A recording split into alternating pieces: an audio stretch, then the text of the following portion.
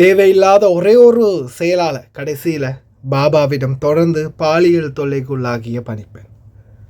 அஸ்ஸலாமு அலைக்கும் வரஹ்மத்துல்லாஹி வபரகாத்துஹு. அன்பார்ந்த அனைத்து உறவுகளுக்கும் இனிய இரவு வணக்கம். மீண்டும் மிக மிக முக்கியமான இரு தகவலோடு தான் வந்திருக்கேன். வீடியோவை கடைசி வரைக்கும் பாருங்கள். தெரியாத நண்பர்களுக்கும் மறக்காமல் ஷேர் பண்ணுங்கள். வீடியோ பிடிச்சிருந்தா ஒரு லைக் பண்ணுங்கள், சப்ஸ்கிரைப் பண்ணுங்கள். மறக்காமல் பெல் பட்டனையும் ஆல் செலக்ட் பண்ணுங்கள். அப்போ தான் நான் போடக்கூடிய ஒவ்வொரு தகவலும் நோட்டிஃபிகேஷன் மூலம் கிடைக்கும். கடைசியில் மொத்த பேருடைய தலையிலே மிளக அரைச்ச பியூமி ஹன்சமாலி, அதே போல் தினந்தோறும் வேதனையின் உச்சத்தை அனுபவித்து வந்த பணிப்பெண். காரணம் என்ன? அவர் செய்தது ஒரே ஒரு தவறு தான். அதுதான் இதற்கு காரணம். பார்க்கலாம் மனித தகவல்களையும். வீடியோ ஃபுல்லாகவே பாருங்கள். உண்மையிலே இந்த மாதிரியெல்லாம் யோசித்து ஏமாத்துறாங்கன்னா அதுக்கு காரணம் எங்களுடைய சமுதாயம் இந்த அழகுலையும் மேக்கப்லையும் மதிமயங்கி போனது தான். இந்த செய்தியை கொஞ்சம் நேரம் கேளுங்க. பிரபல அழகு கலை நிபுணர் பியூமி ஹன்சமாலி தரம் குறைந்த சருமத்தை ஒளிர செய்யும் அழகு சாதன பொருட்களை மிக குறைந்த விலையில் வாங்கி அவற்றை அதிக விலைக்கு பொதுமக்களுக்கு விற்பனை செய்துள்ளமை சட்டவிரோத சொத்துக்கள் புலனாய்வு பிரிவு நடத்திய விசாரணைகளில் தெரியவந்துள்ளது. அவரது 2 விற்பனை நிலையங்களில் பணியாற்றும் ஊழியர்களிடம் மேற்கொள்ளப்பட்ட விசாரணைகளில் இந்த விடயங்கள் தெரியவந்துள்ளதாக கூறப்படுகிறது. பிரபல அழகு கலை நிபுணர் பியூமி ஹன்சமாலி தமது விற்பனை நிலையத்தினூடாக இந்த தரம் குறைந்த கிரீம்களை 2000, 3000, 5000 மற்றும் 6000 ரூபாய் விலைகளில் விற்பனை செய்துள்ளதாகவும், பின்னர் அதே உற்பத்திகளை மீண்டும் வேறு வகையில் பொதி செய்து தனது ஏனைய விற்பனை நிலையங்கள் ஊடாக 28,000 முதல் 33,000 ரூபாய் வரையில் விற்பனை செய்துள்ளதாக சட்டவிரோத சொத்துக்கள் புலனாய்வு பிரிவு நடத்திய விசாரணைகளில் தெரியவந்துள்ளது. பியூமி ஹன்சமாலி இந்த வியாபார நடவடிக்கைகளை வெவ்வேறு 4 வணிக பெயர்களில் பதிவு செய்துள்ளதாகவும் தெரியவந்துள்ளது. மேலும் அவர் வாட்ஸ்அப் மற்றும் இன்ஸ்டாகிராம் மூலம் சரும அழகு கிரீம்களை விளம்பரப்படுத்தி விற்பனை செய்துள்ளார். ஒரு நாளைக்கு 1 மில்லியன் ரூபாய் முதல் 1.5 மில்லியன் ரூபாய் வரை பணம் சம்பாதித்ததாகவும் தெரிய வந்துள்ளது. இந்த வியாபாரத்தின் மூலம் கிடைத்த வருமானத்தில் 7 மில்லியனுக்கும் அதிக மதிப்புள்ள ஒரு சொகுசு ஜீப்பையும் 2.8 மில்லியனுக்கும் அதிகமான மதிப்புள்ள ஒரு காரையும் வாங்கியதாகவும், மேலும் இவர் அடுக்குமாடி குடியிருப்பு வாங்கியுள்ளதாகவும் தெரிவிக்கப்படுகிறது. சரும அழகு கிரீம்களை விற்பனை செய்வதன் மூலமாக இவர் பணம் சம்பாதித்தாரா அல்லது சட்டவிரோதமாக வேறு வழிகளில் பணம் சம்பாதித்தாரா என்பது தொடர்பில் விசாரணைகள் மேற்கொள்ளப்படுவதாக கூறப்படுகிறது. இந்த செய்தி நேற்றைய சிங்கள நாளிதழில் வெளியாகியுள்ளது. பக்கத்து கடையில் கோலி சோடா வாங்கி ஃபாரின் சோடான்னு வித்த மாதிரி தான் இருக்குது. இந்த மாதிரி தான் ஒவ்வொரு அழகு சாதன பொருட்கள் அப்படி இப்படின்னு ஒவ்வொன்றும் இந்த ஆன்லைன் மூலம், வீடியோக்கள் மூலம், ஆடியோக்கள் மூலம், ஃபேஸ்புக் மூலம், ஒவ்வொரு டிக்டாக்லையும் அதிலையும் இதிலையும் இப்போ நியூஸாக பரக ஆரம்பிச்சிருக்குது. ஏன்னா அதுலேயும் குறிப்பாக அவங்க போடக்கூடிய வீடியோக்கள், ஏன்னா அதில் தான் நிறைய பேர் மதிமயங்குறீங்க. ஏன்னா ஒரு செகண்டில் அவங்க என்ன பண்ணுறாங்க, கையில் ஒரு க்ரீமை தடவி கொஞ்ச நேரம் அப்ளை பண்ணி தேய்ச்சி விட்டுட்டு அப்படியோ காட்டுறாங்க, உடனே வெள்ளையாகி இருக்குது. அழுக்குகளை ரிமூவ் பண்ணுற மாதிரி, கரும்புள்ளிகளை ரிமூவ் பண்ணுற மாதிரி, பருக்கள் இல்லாமல் ஆகிற மாதிரி, உடனே ஒரு வாரத்திலேயே உடம்பு மெல்லிசாகிற மாதிரி, ஒவ்வொன்றும் ஒவ்வொரு மாதிரி, ஒவ்வொருத்தரும் ஒவ்வொரு மாதிரியான அட்வர்டைஸ்மெண்ட்களை ரெடி பண்ணுறாங்க. எத்தனையோ எடிட்டர் இருக்குது, எத்தனையோ விதமான எடிட்டிங் இருக்குது. இந்த எடிட்டிங்களில் போய் வேண்டிய மாதிரி, அதுவும் இப்போ ஆர்டிஃபிஷியல் இன்டெலிஜென்ஸ் AI மூலம் சாதாரணமாக ஒரு படத்தையே உருவாக்கிடலாம். கோடிகளில் சம்பளம் கொடுத்து பல நடிகர்களை வைத்து நடிக்கக்கூடிய படங்களை சாதாரணமாக ஆர்டிஃபிஷியல் இன்டெலிஜென்ஸ் மூலமாகவே இப்போ ஒரு இடத்துல உட்காந்து ஒரு கம்ப்யூட்டரை வச்சு உருவாக்குற அளவுக்கு நவீனம் வளர்ந்துருக்குது. தயவு செய்து அன்பார்ந்த சகோதரர்களே தயவு செய்து ரொம்ப கவனம். ஆன்லைனில் இந்த மாதிரி பொருட்களை நம்பி ஏமாறாதீங்க. கடைசியில் இருக்கக்கூடிய கொஞ்ச நெஞ்ச அழகையும், இயற்கை இறைவன் தந்த இயற்கையான இருக்கக்கூடிய கொஞ்ச நெஞ்ச அழகையும் குறைச்சிக்காதீங்க. தயவு செய்து ரொம்ப கவனமாக இருங்க. இப்போ ரீசெண்டாக கூட நான் ஒரு நியூஸ் போட்டிருந்தேன் உங்களுக்கு. தலைமுடி வளர்கிறதுக்காக ஃப்ரீ கேம்பிங். கடைசியில் போனால் இப்போ இது வரைக்கும் பார்த்திங்கன்னா 16 பேருக்கு கண் பார்வை நிரந்தரமாக இல்லாமல் போகக்கூடிய சூழல் இருக்குதாம். இன்றைக்கும் அந்த நியூஸுடைய ஹைலைட் ஒன்று எனக்கு ட்விட்டரில் பட்டுச்சு. ஆனால் அதை வாசிச்சிட்டு இருக்கும்போதே கடைசியில் ரீட்வீட் பண்ணாதனால போயிடுச்சு. திருப்பி தேடி பார்த்தும் கிடைக்கல. தயவு செய்து ரொம்ப கவனம், முடிந்த வரைக்கும் இருக்கிற அழகை வச்சு மெயின்டைன் பண்ண பாருங்கள். இதோ அடுத்த தகவல். ஒரு பிலிப்பைன் நாட்டு பணிப்பெண் சவுதி அரேபியாவில் அவங்களுடைய பாபாவின் மகனால் பாலியல் தொல்லைக்கு உட்படுத்தப்பட்ட வீடியோ காட்சி ஒன்று பதிவாகி இருந்துச்சு. சில நேரங்களில் நீங்கள் செய்கிற தவறு உங்களை இந்த மாதிரியான சூழலுக்கு இட்டு செல்லும். பர்சனலாக இது யார் என்னன்றதை குறிப்பிடாமலே நான் அந்த விடயத்தை மட்டும் சொல்கிறேன். இது இறைவனுக்கும் அவங்களுக்கும் எனக்கும் தெரிஞ்ச உண்மை. வேறு யாருக்கும் அவங்க சொல்லலை. ஆனால் அவங்கள சுட்டி காட்டாமல் அவங்க சொல்ல சொன்னாங்க நியூஸில். அவ்வளவுதான். அவங்க தன்னுடைய கணவரோட பேசிகிட்டு இருந்திருக்காங்க. வேறு யாரோடையும் இல்லை, தன்னுடைய கணவரோட பேசிகிட்டு இருந்திருக்கிறாங்க. அவங்க கணவனோட வீடியோ கால் பேசும்போது நான் டெய்லியே சொல்கிறது தானே, யாராக இருந்தாலும் சரி, சொந்த புருஷனுக்கிட்ட கூட சில விஷயங்களை நீங்கள் லைவில் வீடியோவில் செயல்படக்கூடாது அப்படின்னு.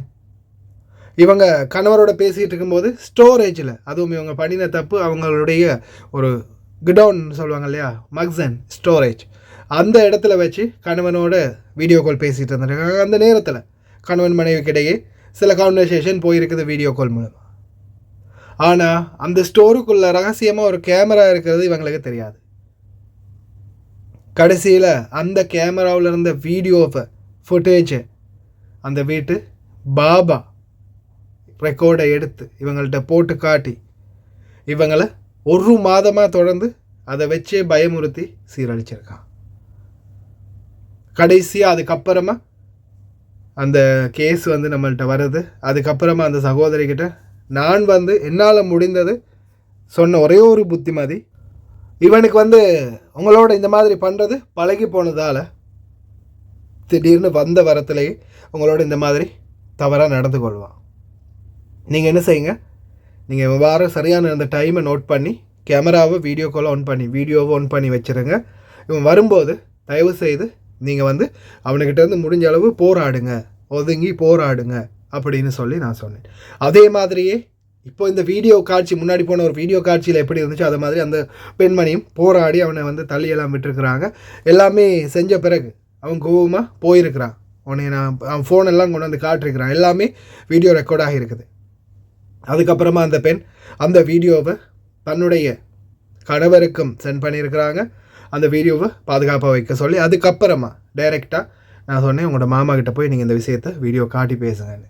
அதுக்கப்புறமா மாமா போய் டைரெக்டாக வீடியோ காட்டி பேசினதுக்கப்புறமா இவங்க ஒரே ஒரு வார்த்தை சொல்லியிருக்காங்க, நான் என்னுடைய கணவர்கிட்ட கொடுத்துட்டேன் இந்த வீடியோவை. கணவர் நான் என்னுடைய கணவரோடு நான் பேசிக்கிட்டு இருந்தது தான் அவர் இப்படி வீடியோ எடுத்து வச்சு என்னை மிரட்டுறாரு. கணவர்கிட்ட கொடுத்துட்டேன், எனக்கு ஏதாவது ஒன்று ஆயிடுச்சுன்னா நிச்சயமா நாங்கள் இதை எங்கெங்கே கொண்டு போகணுமோ எல்லா இடத்துக்கும் கொண்டு போகும் அப்படின்னு சொல்லி இந்த சகோதரி சொன்ன பிறகு அந்த மேடம் எதுவுமே பேசாமல் உடனே என்ன பண்ணியிருக்காங்க, இந்த சகோதரிக்கு நாட்டுக்கு போக வேண்டிய சூழல் தான் இருக்க பிடிக்கலை. உடனே டிக்கெட் போட்டாச்சு, பாபாக்கே தெரியாமல் டிக்கெட் போட்டாச்சு, எல்லாம் ஓகே பண்ணி நாட்டுக்கு அனுப்பி வச்சுட்டாங்க. அவ்வளோதான். அதுக்கப்புறம் அது அவங்களோட ஃபேமிலி பிரச்சனை என்ன ஆயிடுச்சுன்றது நம்மளுக்கு டோன்ட் கேர். இந்த சகோதரியை நாட்டுக்கு அனுப்பி வச்சுட்டாங்க. ஆனால் ஒருவேளை சில நேரங்களில் வீடியோ மட்டும் எடுத்து வச்சு நீங்கள் பாபா கிட்ட இந்த மாதிரி பாபா இப்படி பண்ணுறாருன்னு மாமா கிட்ட மட்டும் காட்டியிருக்கீங்க, இதை யாருக்காவது அனுப்பியிருக்கான்னு கேட்டால் இல்லை யாருக்கு அனுப்பலைன்னு சொல்லும்போது உங்கள் உசுரை கூட பறிக்கக்கூட நேரிடலாம் மானத்துக்காக. அதனால் தயவு செய்து இந்த மாதிரி தவறுகள் யாராவது உங்கள்கிட்ட சேட்டைகள் பண்ண வந்தாங்கன்னா வீடியோ எடுங்க. ஆனால் நீங்கள் சொல்லிடுங்க, என்னுடைய ஃபேமிலி, என்னுடைய வீட்டில் என்னுடைய கணவருக்கு, அம்மாவுக்கு, அப்பாவுக்கு நான் அனுப்பி வச்சுருக்கிறேன், எனக்கு ஏதாவது ஒன்று இங்கே நடந்துச்சுன்னா ஒட்டுமொத்த மீடியாவுக்கும் இதை கொடுப்பாங்க. அப்படி சொன்னீங்கன்னா மட்டும்தான் உங்களுடைய பருப்பு அந்த இடத்துல வேகும், இல்லை உங்களையே வேக வச்சுருவாங்க. தயவு செய்து ரொம்ப கவனமாக இருங்க. அதே மாதிரி தான் ஃபோன் விஷயத்தில் நீங்கள் என்ன ஃபோனில் என்னென்னலாம் செய்கிறீங்க அப்படின்றத உற்று நோக்கிறதுக்கு பக்கத்தில் இருந்து உங்கள் ஃபோனை பார்க்குற மாதிரியே உங்கள் ஃபோனையே ஹேக் பண்ணி பார்க்க முடியும். இந்த மாதிரி கூட ரீசெண்டாக ஒரு சம்பவம் நடந்துச்சு. அதை பற்றி நான் வீடியோ ஒன்று போட்டேன். அந்த வீடியோ யாரும் பார்க்கலன்னா தயவு செய்து இதை ஃபுல்லாகவே பாருங்கள். இதோ சரியான செக்யூரிட்டி அவேர்னஸ் ஒன்று கொடுத்துருக்குறாங்க. என்ன அவேர்னஸ்னால், சாதாரணமாக இப்போ நீங்கள் ஒரு ஃபோன் வச்சுருக்கிறீங்க, உங்களுடைய ஃபோனை ஒரு சின்ன லிங்க் மூலமாக உங்களுடைய ஒட்டுமொத்த டேட்டா பேஸையும், அதாவது நீங்கள் அந்த ஃபோனில் என்ன பண்ணினாலும் டிஸ்பிளே லாக் ஆன் பண்ணி டிஸ்பிளேயில் மெனுக்குள்ளே போய் அது ஒவ்வொரு அப்ளிகேஷன் ஓப்பன் பண்ணி டிக்டாக் போகிறீங்க, லைவ் போடுறீங்க, டிக்டாக் போடுறீங்க, வீடியோஸ் போடுறீங்க, வாட்ஸ்அப் போடுறீங்க, வீடியோ கால் பேசுகிறீங்க, வீடியோ காலில் என்னென்ன பேசுகிறீங்களோ என்னென்ன பண்ணுறீங்களோ எல்லாத்தையுமே ஒரு நபர் உங்களுடைய ஃபோன் அப்படியே மொத்தமாக பார்த்து கொண்டே இருந்தால் எப்படி இருக்கும்? அதுதான் இப்போ புதிய வகையான லிங்க்குகளில் வரக்கூடிய சில ஹேக்கிங். ஒருவேளை இந்த ஹேக்கிங் ட்ராக்கிங் சிஸ்டம் தெரிஞ்ச யாராவது ஒருத்தர் உங்கள் வீட்டிலேயே உங்கள் பாபாவாக கூட இருந்துடலாம். ஒருவேளை அவர் உங்களுக்கும் இந்த மாதிரி உங்கள் ஃபோனை கொண்டு உங்கள் ஃபோனை செக் பண்ணணும், இல்லை ஏதாவது ஒன்று செஞ்சு இல்லை உங்களுக்கு ஃபோன் அவங்க தான் வாங்கியே கொடுத்துருக்கலாம். அப்படி இல்லையா உங்கள் ஃபோனை அவங்க ஏதாவது ஒரு நேரத்தில் ஏதாவது ஒன்றுக்காக வாங்கியிருக்கலாம், இல்லை ஏதாவது ஒரு மெசேஜ் மூலம் லிங்க் பண்ணி கனெக்ட் பண்ணியிருக்கலாம், இல்லை நீங்கள் வீட்டில் வைஃபை யூஸ் பண்ணுறீங்கன்னா அந்த வைஃபை மூலமாகவே உங்கள் ஃபோனை ஹேக் பண்ணக்கூட முடியும். சரி, இன்னும் கொஞ்சம் விளக்கம் தரேன், இந்த வீடியோவை பார்த்துட்டு வாங்க. رسالة صغيرة على الواتس أول ما تدوس لها فتح ممكن كل بياناتك وملفاتك وصورك تتسحب بكل سهولة. هتلاقي الجهاز يتركب في ثانية إلا ثانية. لو دوست كليك يمين وإدارة الملفات هتلاقينا وصل للملفات. طيب لو فتحنا الملفات ديت هلاقي الصور، المعرض، كل حاجة في الجهاز حرفيا، الملفات، الصور، الفيديوهات اقدر ان انا اسحبها. ممكن كمان اسمع كل سجل المكالمات او اسمع المكالمات نفسها اللي انت اتكلمتها. في عندي حاجات تانية زي الحسابات، اقدر اسحب كل الحسابات بضغطة زرار زي ما انت شفت دلوقتي. اقدر اكتب الواتس عندي اسحب حسابات جوجل، لو عندك حسابات انستجرام اقدر ان انا اسحبها، حسابات الفيسبوك. ايه تاني؟ افتح شاشة التليفون، بص كده الحركة دي بقى، دي اللي جامدة حرفيا. ممكن تقدر تفتح شاشة التليفون عندك كأنك حرفيا ماسك التليفون في ايدك بالظبط. بص كل حاجة بتعملها على التليفون تلاقيها بتتعمل هنا. இப்போவே கண்ணை கட்டுதா அப்படின்ன மாதிரி இதை பாருங்க, இந்த ஃபோனில் மூவ் பண்ணினா அந்த பக்கமும் மூவ் ஆகுது. இது மிரரிங் சிஸ்டம் கிடையாது, ஹேக்கிங் சிஸ்டம். அதில் நிறைய சொல்லியிருப்பார் அந்த வீடியோவில். அக்கௌண்ட் நம்பர், ஃபோன் டீட்டெயில்ஸ் எல்லாம் கம்ப்ளீட்டாக உங்களுடைய ஃபோனை ஆட்கொண்டுடுவாங்க, யாராவது ஒருத்தர் ஆட்கொண்டுடுவாங்க. அதால் தயவு செய்து ரொம்ப கவனமாயிருங்க. லிங்க் அடிக்கடி டச் பண்ணாதீங்க ஏதாவது மெசேஜில் வந்தால். அதே மாதிரி ஒவ்வொரு நாளும் உங்கள் ஃபோனை ஆஃப் பண்ணி ஆன் பண்ணுங்கள். சுவிட்ச் ஆஃப் பண்ணி கொஞ்சம் நேரமாவது வைங்க. சில நேரங்களில் சுவிட்ச் ஆஃப் பண்ணின பிறகும் ஃபோன் சூடாக இருக்கான்றதை செக் பண்ணுங்கள். சுவிட்ச் ஆஃப் பண்ணின பிறகும் ஃபோன் சூடாக இருந்துச்சுன்னா ஃபோன் ஹேக் ஆகிருக்குன்னு அர்த்தம். அது மாதிரி டெக் சம்மந்தமான விடயங்கள் ஏதாவது தெரியாதுன்னா ஃபோன் ஷாப் ஒன்றில் சரி கொடுங்க. ரொம்ப கவனம். எங்களால் முடிந்தது இந்த மாதிரியான சம்பவங்களை பற்றி உங்கள்கிட்டையும் எத்தி வைக்கலாம். அதே மாதிரி இந்த மாதிரியான நிகழ்வுகள்லேருந்து உங்களை காப்பாற்றுவதற்கு எங்களால் ஆன முயற்சிகளை எடுக்கலாம். அவ்வளவுதான். பக்கத்திலே இருக்க முடியாது, பக்கத்திலே பாதுகாக்கவும் முடியாது.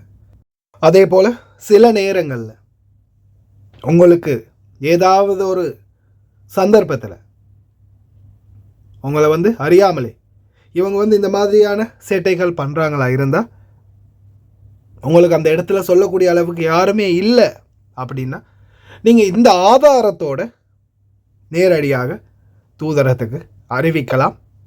ஒருவேளை நீங்கள் தப்பி போக வேண்டிய சூழல் இருந்தாலும் தூதரகத்துக்கு நேரடியாக நீங்கள் போகணும்.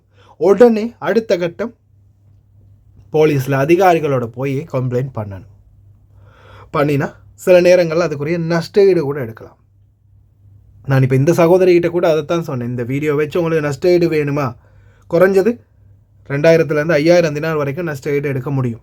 ஆனால் அந்த சகோதரி நாட்டுக்கு போகணுன்னு தான் சொன்னாங்க. என்னுடைய வீடியோ உங்களுடைய கணவர்கிட்ட லீக் ஆகிடுச்சுன்னா நான் இதை பப்ளிஷ் பண்ணுவேன் அப்படின்னு மிரட்டிகிட்டே போயிருக்காங்க. நல்ல விடயம். ரொம்ப கவனமாயிருங்க. எங்களால் முடிஞ்சது அவேர்னஸ் மட்டும்தான். முடிஞ்ச வரைக்கும் ஷேர் பண்ணுங்கள்.